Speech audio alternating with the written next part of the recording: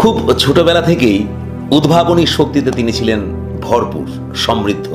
মাত্র 12 বছর বয়সে তিনি যে ঘটনা ঘটিয়েছিলেন তা শুনলে অবাক হয়ে যেতে হয়। ছোটবেলা থেকে পাঠ্য বইয়ের বাইরে বিভিন্ন গল্প, উপন্যাস, পত্র, পত্রিকা হাতের কাছে তিনি যা পেয়েছেন তাই তিনি এক নিঃশ্বাসে পড়ে শেষ করেছেন। সেই 12 বছর বয়সেই তিনি আস্ত একটা উপন্যাস লিখে শেষ করেছিলেন। ভাবা যায় না। শুকতারা, ছোটদের পত্রিকা শুকতারা, সেটা ছিল তার অত্যন্ত প্রিয় একটি পত্রিকা। হাতের কাছে পেলেই একেবারে গোগ্রাসে গিলতেন।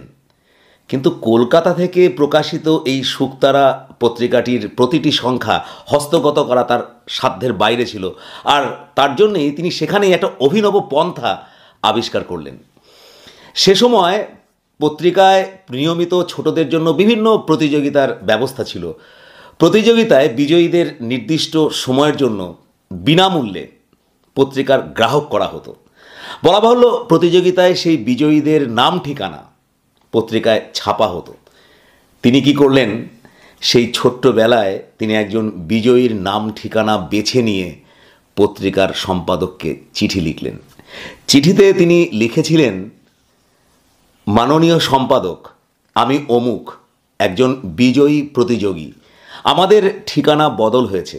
এখন থেকে আমার বিনামূল্যে প্রাপ্য সংখ্যা ডাকযোগে বক্সিরহাটে পাঠালে বাধিত হব। এইভাবেই তিনি প্রতি মাসে অন্যের জন্য নির্দিষ্ট শুকতারার প্রতিটি সংখ্যা বিনামূল্যে হস্তগত করেছিলেন। উদ্ভাবনী শক্তিতে, বুদ্ধিতে তিনি যে ছোটবেলা থেকেই বেশ প্রখর ছিলেন তা এই ঘটনায় প্রমাণ করে। বলা বাহুল্য, তার এই কৌশলে কোনো একজন বিজয়ী শিশু যে বঞ্চিত হচ্ছে সে বিষয়ে তার কোনো বিবেক দংশনবোধ ছিল না, এবং পরবর্তীকালে তিনি কোথাও তা নিয়ে কখনো দুঃখ প্রকাশ করেননি। অদ্ভুত এরকম উদ্ভাবনী শক্তিতে ভরপুর এই মানুষটি আর কেউ নন, তিনি হলেন ডক্টর মুহাম্মদ ইউনুস, যিনি এই মুহূর্তে আমাদের প্রতিবেশী দেশ বাংলাদেশের কর্ণধার, বাংলাদেশের অন্তর্বর্তী সরকারের প্রধান উপদেষ্টা, যিনি এই মুহূর্তে ভারতের সঙ্গে কূটনৈতিক বন্ধুত্বের সম্পর্ককে প্রায় উপেক্ষা করেই, ছিন্ন করেই এগিয়ে চলেছেন এক অনির্দিষ্ট গন্তব্যের দিকে, যেখানে বাংলাদেশের স্বাধীনতার সূর্যের গৌরব ক্রমশ অস্পষ্ট, মলিন। 1974 সালে চট্টগ্রাম বিশ্ববিদ্যালয়ের পার্শ্ববর্তী জোবরা গ্রামের 42 জন গরিব মানুষকে মাত্র 856 টাকা ঋণ দিয়ে অধ্যাপক ডক্টর ইউনুস যে স্বপ্নের যাত্রা শুরু করেছিলেন, 2003 সালের শেষে এসে দেখা গেল তার সেই অবিশ্বাস্য যাত্রায় তিনি বাংলাদেশের প্রায় 31 লক্ষ পরিবারের কাছে তার নিজের গ্রামীণ ব্যাংকের মাধ্যমে প্রায় 1.25 কোটি টাকারও বেশি ক্ষুদ্র ঋণ তিনি পৌঁছে দিতে সমর্থ হয়েছেন। পাশাপাশি গ্রামীণ বিভিন্ন উন্নয়নমূলক প্রকল্প, সেতু তৈরি, স্কুল বাড়ি তৈরি, গৃহ নির্মাণ, বাংলাদেশের টেলিযোগাযোগ ব্যবস্থার প্রভূত উন্নতি সাধন ইত্যাদি সামাজিক উদ্যোগও তিনি সাফল্যের সাথে বাস্তবায়িত করেছিলেন। প্রসঙ্গক্রমে বিস্ময়কর তথ্য এটাও যে বিশ্বের বহু দেশে, আফ্রিকা, ইউরোপ, আমেরিকা, এশিয়া, এই সমস্ত মহাদেশগুলোর বহু উন্নত এবং উন্নয়নশীল দেশগুলিতে সর্বসাকুল্যে প্রায় 59টি দেশে অধ্যাপক ইউনুসের গ্রামীণ ব্যাংকের মডেলে গরিব মানুষদের ক্ষুদ্র ঋণ দেওয়া শুরু হলো। দেশ বিদেশের বহু সভা সমিতিতে, বহু গুরুত্বপূর্ণ সম্মেলনে তাকে সাদরে আমন্ত্রণ জানানো হলো। সেসব যেন তার অসামান্য কাজ ও কাজের পদ্ধতির এক আন্তর্জাতিক অসাধারণ স্বীকৃতি। অবশেষে ডক্টর ইউনুস গরিব মানুষদের দারিদ্র্য মুক্তির জন্য এবং এই দারিদ্র্য মুক্তির দ্বারা সমাজে গরিব মানুষদের অবস্থানকে সুস্থিত করে তোলার জন্য, শান্তি আনার জন্য সামাজিক বিন্যাসে তাকে 2006 সালে বিশ্বের দরবারে নোবেল পুরস্কারে তিনি ভূষিত হলেন। তাকে নোবেল পুরস্কার দেওয়া হলো। বাংলাদেশের তিনিই হলেন প্রথম এবং এখনো পর্যন্ত একমাত্র নোবেল পুরস্কার প্রাপক। এ পর্যন্ত সব ঠিকঠাকই চলছিল। আমার কাছেও তিনি ছিলেন বিশ্বের অন্যতম একজন উদ্যোগী পুরুষ। কিন্তু এরপরেই ঘটল অভাবনীয়, অপ্রত্যাশিত পরিবর্তন। দেখুন, মানুষের জীবনে যেমন আরোহণ আছে তেমনি অবরোহণও আছে। সাফল্য যেমন আছে তেমনি ব্যর্থতাও আছে, আর ডক্টর ইউনূস তার ব্যতিক্রম নন। তিনি অসামান্য এক স্বপ্নের উড়ান সম্ভব করেছিলেন, এটা সত্যি। যিনি নোবেল পুরস্কার প্রাপক হিসাবে একসময় বাংলাদেশের আপামর মানুষের কাছে ছিলেন জনপ্রিয়, শ্রদ্ধেয় ব্যক্তিত্ব, আজ কিন্তু তিনি বাংলাদেশের বহু মানুষের কাছে সমালোচিত, অভিযুক্ত। আপনারা অনেকেই হয়তো ভাবতে পারেন যে একজন ভারতীয় হিসাবে আমি ডক্টর ইউনূসের সমালোচনা করছি। ব্যাপারটা সেরকম নয়। রাষ্ট্র পরিচালনার ক্ষেত্রে কোনো দেশের নীতিতে ভূরাজনৈতিক কারণে ভারত বিদ্বেষ থাকতেই পারে। আমাদের দেশের বিদেশ নীতিতেও পাকিস্তান বিদ্বেষ সম্পৃক্ত হয়ে আছে। পৃথিবীতে এমন বহু দেশ আছে, প্রতিবেশী দেশ সম্পর্কে তাদের বিদ্বেষ আছে। সুতরাং এটা নতুন কোনো বিষয় নয়। বাংলাদেশ যদি এগিয়ে চলার ক্ষেত্রে ভারত বিদ্বেষকে পাথেয় করে নিয়ে এগিয়ে চলতে চায়, চলুক। এ বিষয়ে উপযুক্ত ব্যবস্থা গ্রহণ করার জন্য আমাদের রাষ্ট্রের কর্ণধাররা আছেন, তারাই যথেষ্ট। আমি ডক্টর ইউনূস সম্পর্কে কথা বলছি সম্পূর্ণ ভিন্ন দৃষ্টিকোণ থেকে। তিনি একসময় গোঁড়া ইসলামী ধর্মীয় নেতাদের বিরুদ্ধে এক জায়গায় তিনি লিখেছিলেন, আমাদের বিশ্বাস গোঁড়া ধর্মীয় নেতাদের সঙ্গে তর্কাতর্কির ফল কখনো ভালো হয় না। তাদের মত সর্বদাই আমাদের বিপক্ষে। একটা সাধারণ অবস্থাকে আরও জটিল করে তুলতে এদের জুড়ি মেলা ভার। মানুষের মনে দৃঢ়ভাবে গাঁথা সংস্কার থেকে মুক্তিলাভ করে অন্যভাবে ভাবতে তারা কখনো সাহায্য করেন না। অর্থাৎ তার অবস্থান ছিল গোঁড়া ইসলামী নেতাদের বিরুদ্ধে, কেননা তিনি নিজেকে প্রগতিশীল বলে মনে করেন। নিজের সম্পর্কে তিনি বলেছেন, আমার তরুণ বয়সে আমি বাম ভাবধারায় অনুপ্রাণিত প্রগতিশীল ছিলাম, কারণ যা চিরকাল হয়ে আসছে তাকে অপছন্দ করতাম। পুরনো রক্ষণশীল ধ্যান ধারণার প্রতিও আমার শ্রদ্ধা ছিল না। আমার প্রজন্মের বহু বাঙালির মতো আমিও মার্ক্সীয় অর্থনীতির প্রতি আকৃষ্ট হয়েছিলাম। কিন্তু আজকের চিত্রটি কি? একথা সবাই জানে যে ডক্টর ইউনূস ক্ষমতায় আসার পরই বাংলাদেশে ধর্মীয় উন্মাদনা, ধর্মীয় জিগির বৃদ্ধি পেয়েছে বহুগুণ। গোঁড়া ধর্মীয় ইসলামী নেতাদের আস্ফালন প্রকট থেকে প্রকটতর হয়েছে। মৌলবাদী সংগঠন বলুন, মৌলবাদী রাজনৈতিক দল বলুন, প্রত্যেকটি এখন সংবাদের শিরোনামে।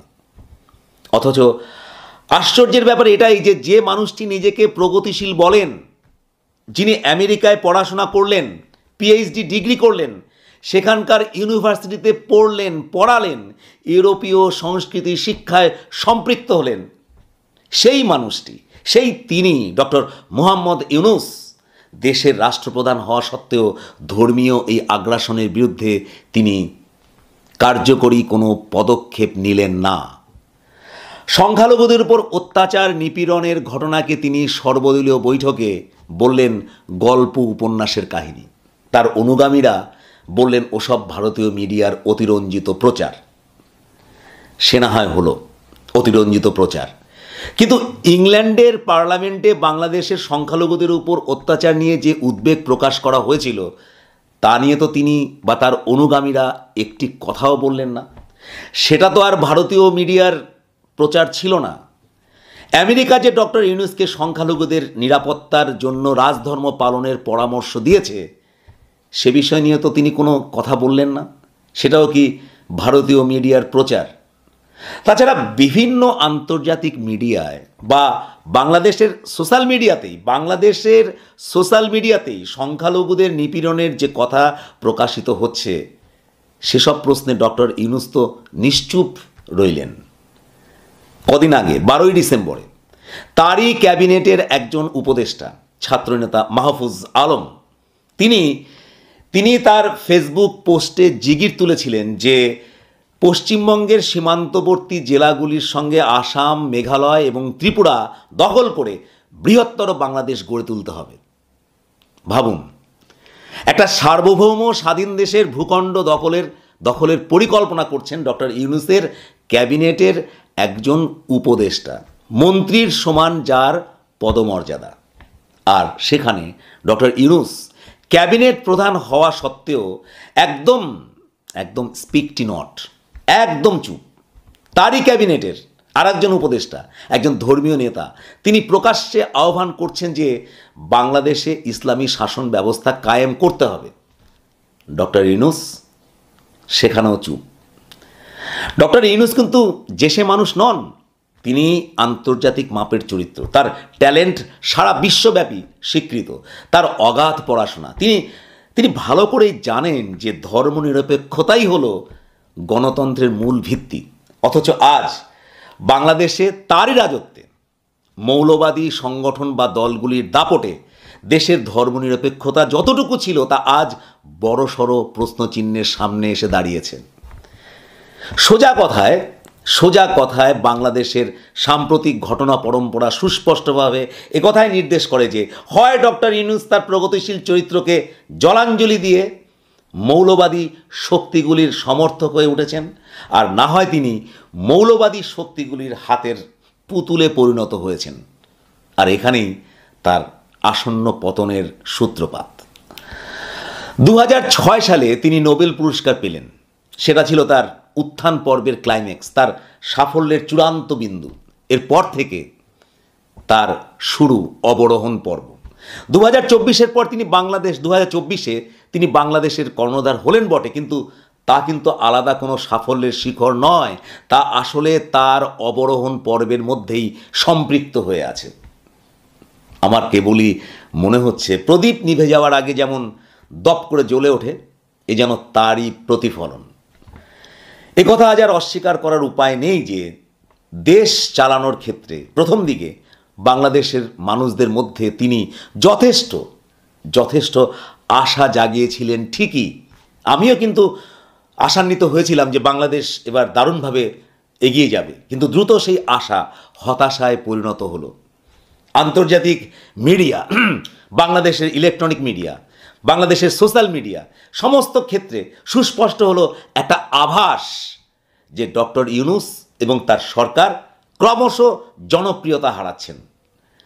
একদিকে যেমন অন্তর্বর্তী সরকারের সঙ্গে আওয়ামী লীগ বিরোধী রাজনৈতিক দলগুলির দূরত্ব যেমন একদিকে বাড়ছে, তেমনি ছাত্র সমন্বয়কদের সঙ্গে মতবিরোধ তৈরি হচ্ছে। তেমনি অন্যদিকে যেটা সবচাইতে চিন্তার বিষয়, উদ্বেগের বিষয়, সেটা হলো এই যে অন্যদিকে ধর্মীয় উগ্রবাদী সংগঠনগুলির দ্বারা, উগ্রবাদী সাম্প্রদায়িক শক্তিগুলির দ্বারা ইউনূস সাহেব গভীরভাবে নিয়ন্ত্রিত হচ্ছেন। এখন পরিস্থিতি যা তা দেখে পরিষ্কার বলা যায় যে তিনি যদি একটা অবাধ ও সুস্থ নির্বাচনের মধ্যে দিয়ে বাংলাদেশের জনগণকে একটা নির্বাচিত সরকার উপহার না দিতে পারেন, অথবা রাজনৈতিক সংস্কার করবেন বলে তিনি যদি সেই প্রক্রিয়াকে বিলম্বিত করেন, তাহলে বাংলাদেশের জনগণই হয়তো তাকে অচিরেই কোনো এক গৃহযুদ্ধের মাধ্যমে অথবা কোনো এক অভ্যুত্থানের মাধ্যমে শেখ হাসিনার মতোই তাকেও বিদেশের মাটিতে ছুঁড়ে ফেলে দিতে দ্বিধাবোধ করবে না। অচিরেই তিনি হয়তো হয়ে উঠতে পারেন বাংলাদেশের একজন ট্র্যাজিক নায়ক। ছিলেন প্রগতিশীল, মৌলবাদ বিরোধী, আর ক্ষমতায় আসীন হয়ে উঠলেন অতি রক্ষণশীল, হয়ে উঠলেন মৌলবাদ চর্চার নীরব সমর্থক। আমি অবশ্যই চাইব যে প্রশাসক হিসাবে ডক্টর ইউনূস তিনি রাজধর্মে ফিরে আসুন, মৌলবাদী শক্তিগুলির সাথে দূরত্ব তৈরি করুন, মৌলবাদী শক্তিগুলিকে লাগাম পড়ান, উগ্রবাদী জিহাদিদের যাদের জন্য ইসলাম ধর্মের সুনাম নষ্ট সারা বিশ্ব জুড়ে, তাদেরকে দলমত নির্বিশেষে জেলে ঢোকান। প্রশাসন থেকে ধর্মকে সরিয়ে রাখুন, সৎ নির্ভীক যুবশক্তির সাহায্যে দেশ গঠনের কাজে উদ্যোগী হন। আর যদি দেশবাসীরা একটা নির্বাচিত সরকারকেই চায়, তাহলে সেই সরকার উপহার দেওয়ার জন্য দ্রুত উপযুক্ত ব্যবস্থা গ্রহণ করুন। এসব না করলে অন্ধ ধৃতরাষ্ট্রের মতো বসে থেকে যদি পাহারা দেন গদি, তাহলে ইতিহাস কিন্তু আপনাকে ক্ষমা করবে না। এখন প্রশ্ন একটাই যে ডক্টর ইউনূসের ক্লাইম্যাক্স, তার পতনের ক্লাইম্যাক্স কি আসন্ন? তিনি প্রগতিশীল থাকবেন নাকি অতিরক্ষণশীল হয়ে যাবেন, নাকি উত্তরণ নাকি পতন? নিশ্চিতভাবে এই সমস্ত প্রশ্নের উত্তর নিহিত আছে বাংলাদেশের ভবিষ্যতে। আজ এই পর্যন্ত, দেখা হবে নতুন কোনো এইরকমই নলেজেবল ভিডিওতে। ভালো থাকুন, নমস্কার।